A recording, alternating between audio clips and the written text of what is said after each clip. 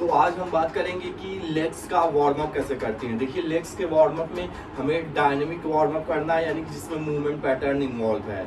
तो किसी भी वार्म अप का हो गया, 3 रूल होता है। पहला कि जो भी आप बॉडी पार्ट करने वाले हो, जैसे लेग्स करने वाले हो तो उसमें जो भी मसल्स है उसका वार्म अप करना है ताकि वहां तक ब्लड फ्लो पहुंच पाए। और दूसरा होता है कि उस बॉडी पार्ट को करने में जो जो भी जॉइंट्स इन्वॉल्व है, जैसे नी जॉइंट इन्वॉल्व है, हिप जॉइंट इन्वॉल्व है, लोअर बैक इन्वॉल्व है, तो उन जॉइंट्स का हमें वार्म अप करना है, उनकी मोबिलिटी एक्सरसाइजेस करनी है ताकि वो वार्म हो सके, मोबाइल हो सके। और तीसरा होता है कि हमें थोड़ा बहुत कार्डियोवैस्कुलर एक्टिविटी करना चाहिए ताकि हमारा heart beat, heart rate up हो सके, ताकि उस नीडेड मसल तक ब्लड पंप हो सके। तो ये 3 बेसिस पे वार्म अप किया जाता है। तो सबसे पहले आते हैं कि हमें अपने लेग्स करना है, तो लेग्स मसल का वार्म अप करना है, जिसके लिए आप नॉर्मल स्क्वाट भी कर सकते हो।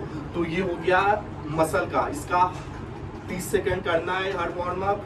मसल के लिए हो गया, और भी करना चाहें तो अपने अकॉर्डिंग कर सकते हैं। ये डायनेमिक है, इसको आप अपने अकॉर्डिंग चेंज कर सकते हैं, बस अंडरस्टैंड कीजिए कि वार्म अप करते कैसे हैं। तो एक मसल का वार्म अप हो गया।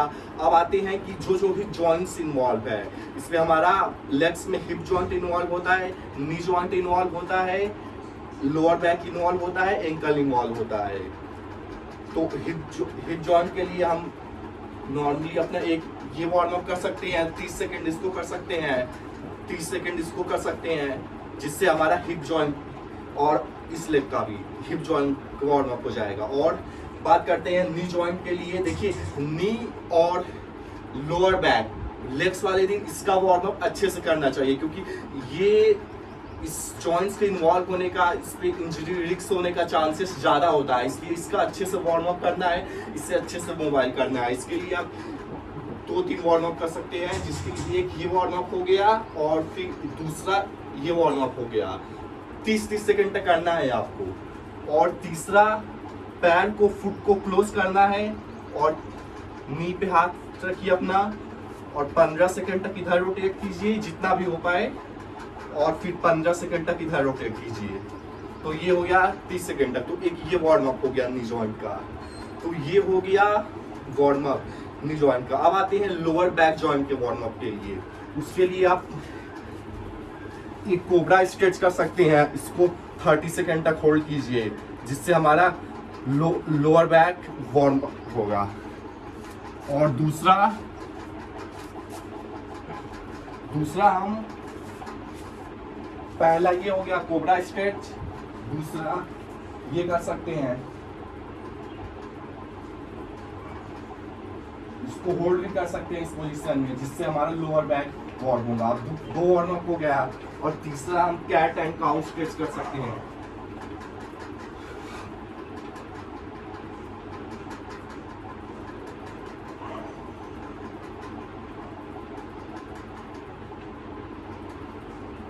तो ये हो गया। और अब आता है तीसरा पॉइंट। अब हमें अपने हार्ट रेट को भी अप करना होता है वार्म अप में, ताकि नीडेड मसल तक ब्लड फ्लो पहुंच पाए, जिसके लिए आप हाई नीज कर सकते हो, जंपिंग जैक्स कर सकते हैं, और जो है कोई भी कार्डियोवैस्कुलर एक्टिविटी, साइकिलिंग वगैरह 5 मिनट कर सकते हैं, ताकि हमारा हार्ट बीट अप हो। तो ये 3 रूल होता है, मसल को वार्म कीजिए, जॉइंट को वार्म कीजिए, और कार्डियोवैस्कुलर अप कीजिए। तो ये हो गया वार्म अप का। अब आते हैं एक्सरसाइज के बाद हमें पुलअप भी करना चाहिए। तो पुलअप के लिए, पुलअप में हम स्टैटिक स्ट्रेचिंग करते हैं, यानी कि एक मसल को उसके जो मसल को स्ट्रेच करके उसके मैक्सिमम जितना लेंथनिंग हो सकती है उसको हम होल्ड करते हैं, तो इसको स्टैटिक स्ट्रेचिंग बोलते हैं। और जो पहले बताया था वो डायनेमिक था। डायनेमिक में हम मूवमेंट पैटर्न इन्वॉल्व करते हैं, जो कि वार्म अप में करते हैं। पुलअप में स्टैटिक स्ट्रेचिंग करेंगे। स्ट्रेचिंग का रूल ये होता है कि हमारा जो भी मसल है उसे हमें स्ट्रेच करके होल्ड करना होता है मैक्सिमम टाइम तक, जितना हम कर पाए। वैसे तो 30 सेकंड का होता है, लेकिन अब जितना देर तक करेंगे उतना ज़्यादा अच्छे से उसमें से टेंशन रिलीज हो पाएगी। तो लेग्स की बात करते हैं, तो लेग्स में हमारा हैमस्ट्रिंग मसल इन्वॉल्व था, क्वाड्रिसेप मसल इन्वॉल्व था, हैमस्ट्रिंग इन्वॉल्व थी, काफ्स इन्वॉल्व था, ग्लूट्स इन्वॉल्व था, और लोअर बैक इन्वॉल्व थी। तो इसका मेनली हमें स्ट्रेचिंग करना चाहिए। मेन क्वाड्रासेप, हैमस्ट्रिंग और लोअर बैक है। ग्लूट्स, काफ्स भी कर सकते हैं, ग्लूट्स नहीं करेंगे तो भी चलेगा। तो इसके लिए आते हैं पहली स्ट्रेचिंग कि हमें इस तरीके से बैठ जानी है और जहां तक भी पीछे हो पाए, जिसकी जितनी फ्लेक्सिबिलिटी होगी उसको उतने में टेंशन फील हो जाएगा, जिसकी जितनी हो पाए पीछे की तरफ हाथ रख के करना है। इससे हमारा क्वाड्रासेप स्ट्रेच होगा। इसको जितना भी देर तक हो सके होल्ड करना है। वैसे 3 सेट कर सकते हैं आप स्ट्रेचिंग की हर, लेकिन इससे ज्यादा इस बात पे इसकी इफेक्टिविटी डिपेंड करेगी कि आप कितना देर तक होल्ड करते हो। अगर काफी देर तक होल्ड करते हो तो वो ज्यादा इफेक्टिव है इन कंपेरिजन ऑफ कि आप उसका 3 सेट कर रहे, इसलिए मैक्सिमम होल्ड करने फोकस कीजिए।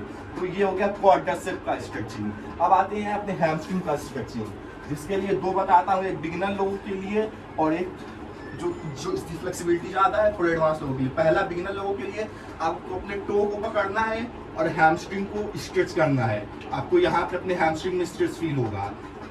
तो ये हैमस्ट्रिंग को स्ट्रेच होगा एक बार इस पैर से 30 सेकेंड, फिर 30 सेकेंड इस पैर से, ये हुआ। और अब आते हैं एडवांस लोगों के हैमस्ट्रिंग को स्ट्रेच करना है। तो अब अपना पैर ऊपर रखिए और फिर पीछे की तरफ जाइए। ये फॉर्स एडवांस लोगों की, इसमें आपको ज़्यादा टेंशन फील होगा, ज़्यादा हैमस्ट्रिंग स्ट्रेच हो पाएगी। तो ये 2 हैमस्ट्रिंग का हुआ।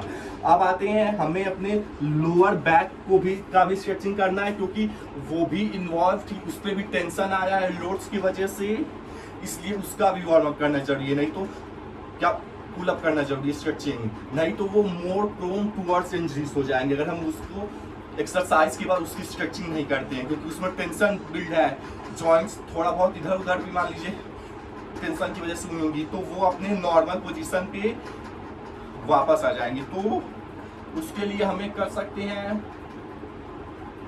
पहला कर सकते हैं, देखिए स्ट्रेचिंग में हमें मेन फोकस रखना चाहिए कि जो मसल है इसमें, चलिए ज़्यादा एडवांस हो जाएगा, इसको नॉर्मली बताते हैं।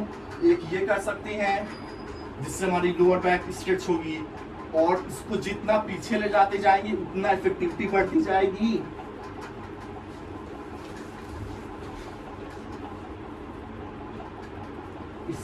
इस पोजीशन में ज्यादा इफेक्टिव हो जाएगा। जितना भी हो पाए आपसे, बिगिनर है तो यहाँ तक कीजिए, लोअर बैक स्ट्रेच होगा, और फिर जितना भी हो पाए वहां तक ले जाकर, यहाँ तक हो रहा है यहाँ तक स्ट्रेच कीजिए लोअर बैक को। एक ये हो गया लोअर बैक की स्ट्रेचिंग, और इसी में आप कैट एंड काउ स्ट्रेच भी कर सकते हैं, ये स्ट्रेच कर सकते हैं। और बात किया जाए तो अब नी के आते हैं, नी की कौन सी स्ट्रेचिंग करें। नी में वही नॉर्मल वाली करेंगे जो पहले किए थे, ये कर सकते हैं, एक ये भी कर सकते हैं, जो वार्म अप में किए थे वही पुल अप में भी करना है, एक ये कर सकते हैं, और एक करना चाहे तो ये भी कर सकते हैं बैठ के। तो ये हो गया नी का। तो ये हो गया पुल अप एक्सरसाइजेस लेग्स का। मसल को हमें स्ट्रेच करना होता है और जॉइंट की मोबिलिटी एक्सरसाइज करनी होती है, ताकि जो टेंशन ड्यूरिंग एक्सरसाइज उस मसल और जॉइंट में आया है वो रिलीज हो सके, और मसल जॉइंट्स प्रॉपर्ली अपने फिट से उस जगह पे फिट हो सके। इसलिए भी क्योंकि रेजिस्टेंस ट्रेनिंग करने की वजह से वो मसल स्टिफ भी हो जाती है टाइम के साथ। आप डेली लेग करते जाओगे और एक्सरसाइज का पुल अप एक्सरसाइज नहीं करोगे तो आपकी हैमस्ट्रिंग हो सकता है, हिप फ्लेक्सर्स हो सकता है, टाइट होते जाए टाइम के साथ। लेकिन वहीं पे अगर आप स्ट्रेचिंग भी ऐड किए रहोगे 5 मिनट एक्सरसाइज के बाद, जो कि इंपॉर्टेंट भी होता है 10 मिनट, तो वो स्टिफ ना हो के उसकी में फ्लेक्सिबिलिटी भी रहेगी। तो ये हो गया कि वार्म अप और पुल अप लेग का कैसे करते हैं। यही 3 प्रिंसिपल्स वार्म अप में जो बताया वही हर मसल में अप्लाई होगा। चेस्ट वाले दिन है तो चेस्ट को वार्म अप करना है, उसमें जो भी जॉइंट्स इन्वॉल्व है उस जॉइंट्स को वार्म अप करना है, और अपने हार्ट रेट को अप करना है। और पुल अप का ये होता है कि हमें उस मसल को स्ट्रेच करके उसके मैक्सिमम जहाँ तक लेंथनिंग होती है उसको होल्ड करना होता है उस मसल को, और जॉइंट्स की मोबिलिटी एक्सरसाइजेस करनी होती है। तो ये हो गया।